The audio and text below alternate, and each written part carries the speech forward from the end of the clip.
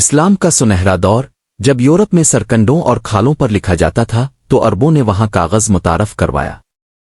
سنہرا اسلامی دور کی اس قسط میں مورخ جانتھن بلوم بتا رہے ہیں کہ کیسے اسلامی دانشوروں اور مفکروں نے اپنے یورپی ہم عصروں سے بہت پہلے کاغذ کے استعمال کو عام کیا۔ اس سیریز میں سنہ 750 سے سنہ 1258 تک کا احاطہ کیا گیا ہے، جس میں اس دور کے فن تعمیر، طب کے شعبے میں کام، ایجادات اور فلسفے جیسے مضامین میں اہم پیشرفت کا ذکر ہوگا۔ کبھی آپ نے سوچا ہے کہ ہر بار جب آپ نم سے کاغذ نکال کر کمپیوٹر پرنٹر میں ڈالتے ہیں تو اس ایک عمل کے دوران ایک اعتبار سے اب خطاطی یا لکھائی کی لگ بھگ 2000 سال پر محیط تاریخ کا سفر طے کر لیتے ہیں۔ کاغذ 2000 سال سے زیادہ عرصہ پہلے چین میں ایجاد ہوا تھا، لیکن کاغذ کے لیے مستعمل انگریزی زبان کا لفظ پیپر اور فرانسیسی، جرمن اور ہسپانوی زبانوں کی طرح مصر میں پائے جانے والے ایک آبی پودے اثرکنڈے کے یونانی اور لاطینی نام پپارس سے نکلا ہے۔ اس آبی پودے کو چیر کر اس طرح جوڑا جاتا تھا کہ اس پر لکھائی ممکن ہو جاتی تھی، اور قدیم زمانے کے لوگ اسی پر اپنی تحاریر لکھا کرتے تھے۔ اطالوی تاہم کاغذ کے لیے کارٹا کا لفظ استعمال کرتے ہیں، جو یونانی زبان میں لکھائی میں کام آنے والی چیزوں کے لیے مستعمل لفظ کارٹس سے نکلا ہے، اور اس یونانی لفظ سے کئی دوسرے الفاظ بھی بنے ہیں، مثلاً کارڈ، کارڈ بورڈ، کارٹوگرافی، ڈرائیو وغیرہ۔ اس کے علاوہ قدیم لوگ خاص طور پر عبرانی زبان بولنے والے لکھنے کے لیے جانوروں کی کھالیں استعمال کرتے تھے۔ قرون وسطیٰ میں لکھائی کے لیے کھالوں سے بنی اس چیز نے، جسے انگریزی زبان میں پارچمنٹ کہتے ہیں، کتابیں لکھنے کے لیے پپارس کی جگہ لے لی۔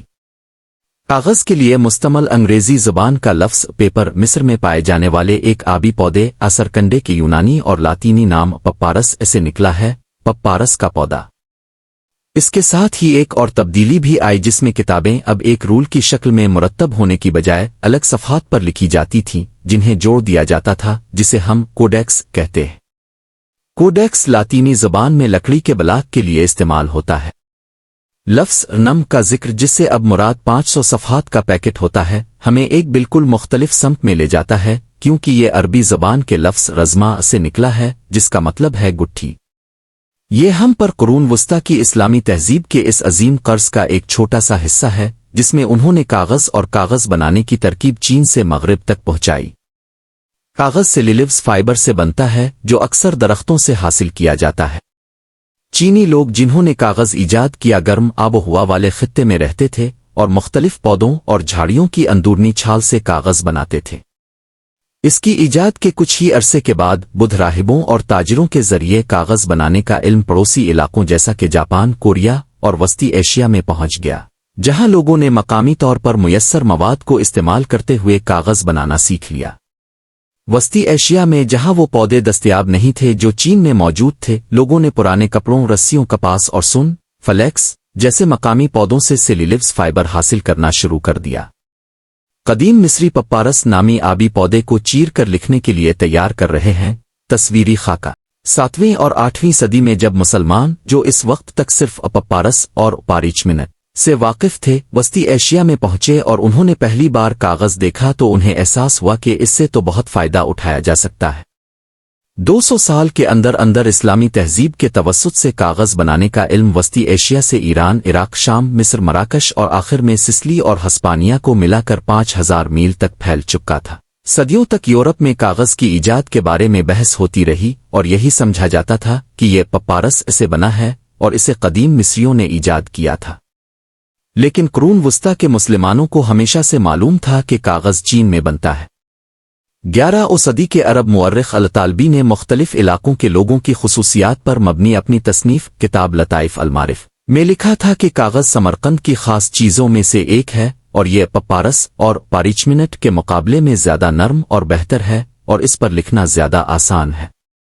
الطالبی کے مطابق سنہ 751 میں عربوں کے ساتھ جنگ تلاس میں قیدی بننے والے چینیوں کے ذریعے کاغذ بنانے کا طریقہ سمرقند تک پہنچا۔ انہوں نے لکھا کہ پھر کاغذ بڑے پیمانے پر بننے لگا اور اس کا عام استعمال شروع ہو گیا، اور وہ سمرقند کے لوگوں کی اہم برآمدات میں شامل ہو گیا۔ اس کی اہمیت کا سب کو اندازہ تھا اور ہر جگہ لوگ اس کو استعمال کرنے لگے۔ حالانکہ ان قیدیوں کی کہانی کو کئی بار بیان کیا جا چکا ہے، لیکن الطالبی کے بیان کو من و ان تسلیم کرنے میں احتیاط ضروری ہے۔ وسطی ایشیا میں مختلف مقامات سے کاغذ کے انتہائی پرانے نمونے ملے ہیں، جس سے ثابت ہوتا ہے کہ اس خطے میں کاغذ مسلمانوں کی آمد جنگ طلاس سے بہت پہلے سے بنایا اور استعمال کیا جا رہا تھا۔ الطالبی کے مطابق سنہ 751 میں عربوں کے ساتھ جنگ طلاس میں قیدی بننے والے چینیوں کے ذریعے کاغذ بنانے کا طریقہ سمرقند تک پہنچا۔ مثال کے طور سنہ 1900 میں ایک چینی بدھ راہب کو اتفاقنہ شاہراہ ریشم پر ایک نخلستان کے غار میں کاغذ کے 30,000 سے زیادہ سکرول ملے۔ یہ غار پہلی بار سنہ 366 میں استعمال ہوا اور پھر 10 صدی میں بند کر دیا گیا تھا۔ اس کا مطلب ہے اس میں ملنے والے کاغذات جو بدھ اور داؤ مذہب کنفیوشس کی تعلیمات، سرکاری دستاویزات، کاروباری معاہدوں، کیلنڈروں اور متفرق دستاویزات پر مشتمل ہیں اور کئی زبانوں میں لکھے گئے ہیں، اسی دور سے تعلق رکھتے ہیں۔ سنہ 1907 میں برطانوی مہم جاو سر ارل سٹائن کو اس غار سے مغرب میں ایک واچ ٹاور کے کھنڈرات سے چوتھی اور چھٹی صدی کے درمیان کے 5 خط اور کچھ دستاویزات ملے۔ ان میں سے ایک خط کپڑے میں لپٹا تھا اور اس پر سمرقند کا پتہ درج تھا جو وہاں سے 2000 میل مغرب میں تھا۔ یہ خط جو بظاہر کسی گام ہو جانے والی ڈاک کا حصہ تھے، ثابت کرتے ہیں کہ شاہراہ ریشم کے تاجر وسطی ایشیا کے علاقے میں اسلام کے آنے سے صدیوں قبل کاغذ کا استعمال کر رہے تھے۔ سنہ 1933 میں ایک سوویت ماہر آثار قدیمہ کو تاجکستان کے ایک پہاڑی قلعے میں کچھ کاغذات ملے تھے، جہاں سے ایک مقامی حکمران نے عرب حملوں سے بچنے کے لیے سنہ 722 میں فرار ہونے کی کوشش کی تھی۔ یہ واقعہ جنگ طلاس سے 3 دہائی پہلے کا ہے۔ قرون وسطی کے فلسفی اور مورخ ابن خلدون کے مطابق وزیر الفضل بن یحییٰ نے 9ویں صدی کے اوائل میں اس وقت کاغذ بنانے کا طریقہ بغداد میں متعارف کروایا تھا، جب پارچمنٹ کی کمی ہو گئی تھی اور انہوں وسیع عباسی سلطنت کا انتظام چلانے کے لیے لکھائی کے لیے مواد چاہیے تھا۔ کاغذ پر رنگوں اور روشنائی کی مدد سے شہد سے ادویات بنانے کا صدیوں قدیم نسخہ۔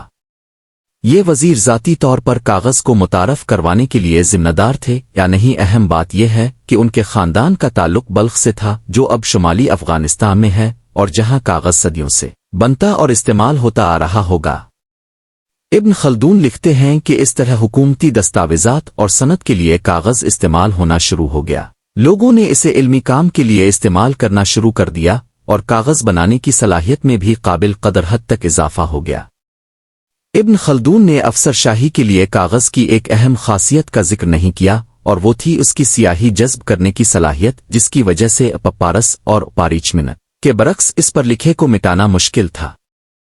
کاغذ پر لکھی گئی تحریر زیادہ محفوظ تھی اور اس میں جعل سازی کا امکان کم تھا۔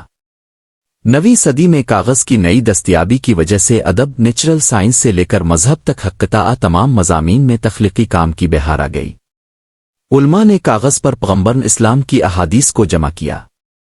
دانشوروں اور لکھاریوں نے پپارس اور پارچمنٹ پر لکھی یونانی دستاویز کا کاغذ پر عربی میں ترجمہ شروع کیا اور انہیں پھر کتابوں کی صورت میں جلد کیا گیا۔ ابتدائی پرنٹنگ پریس، کھانے پکانے کی تراکیب اور مقبول کہانیاں کاغذ کی زینت بنے اور قارئین کو فروخت کے لیے پیش کی گئیں۔ 9ویں صدی کے آغاز میں عباسی خلیفہ المامون نے شاہی کتب خانے کو، جسے بیت الحکمہ کہا جاتا تھا، وسعت دی۔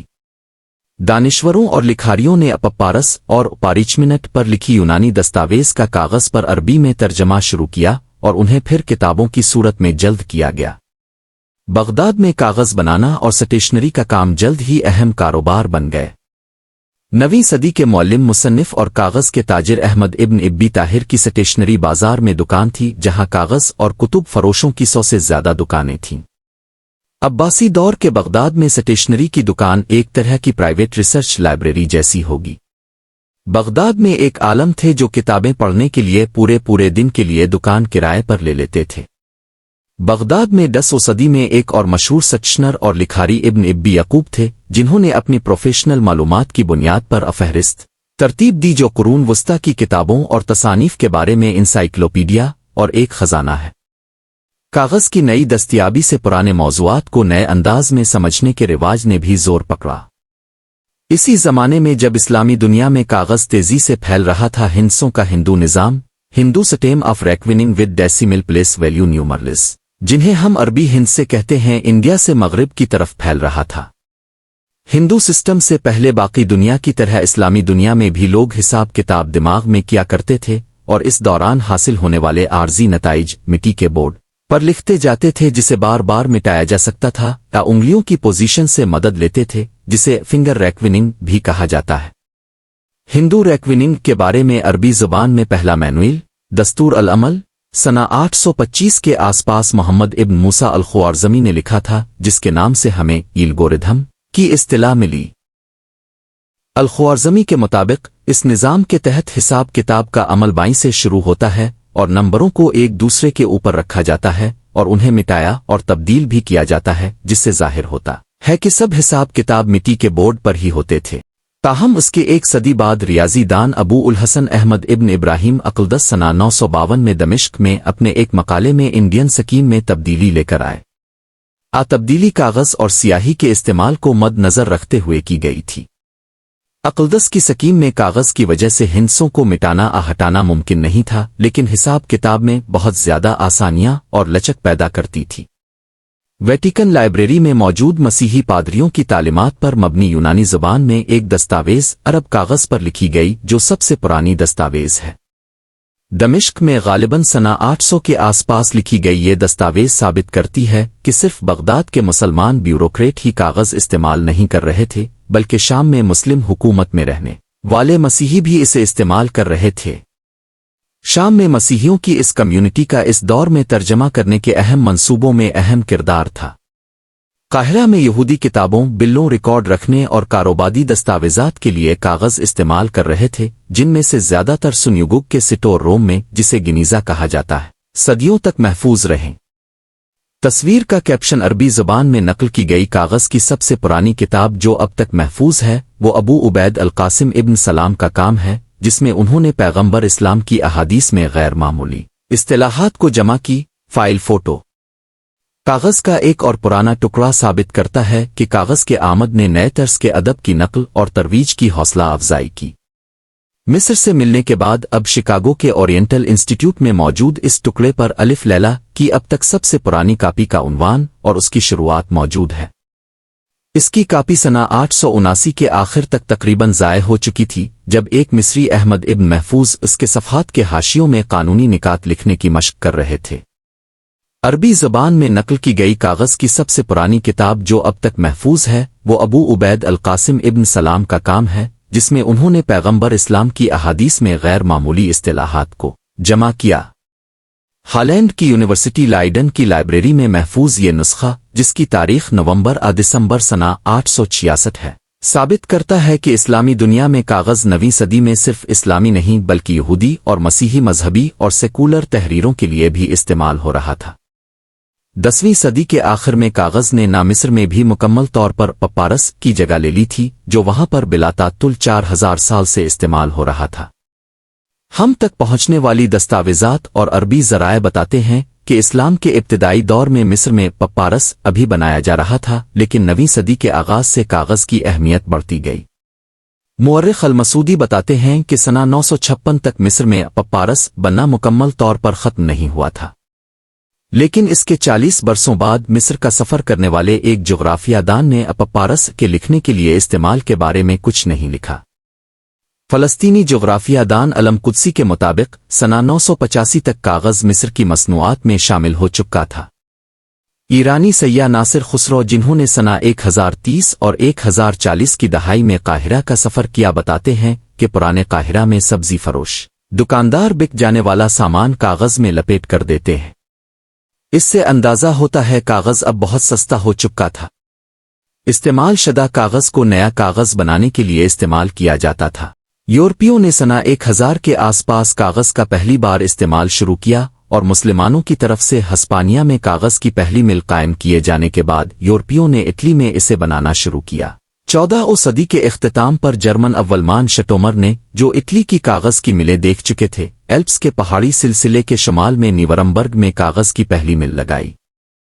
شٹومر کی مل جیسی ملوں کے بغیر 15ویں صدی میں یوہان گٹنبرگ کے پرنٹنگ پریس سے شروع ہونے والا ثقافتی انقلاب ممکن نہیں ہو سکتا تھا، کیونکہ ان پرنٹنگ پریسوں میں کاغذوں کے رم استعمال ہوتے تھے، اور شاید بہت کم لوگوں کو اندازہ تھا کہ وہ رم کہاں سے رہے تھے۔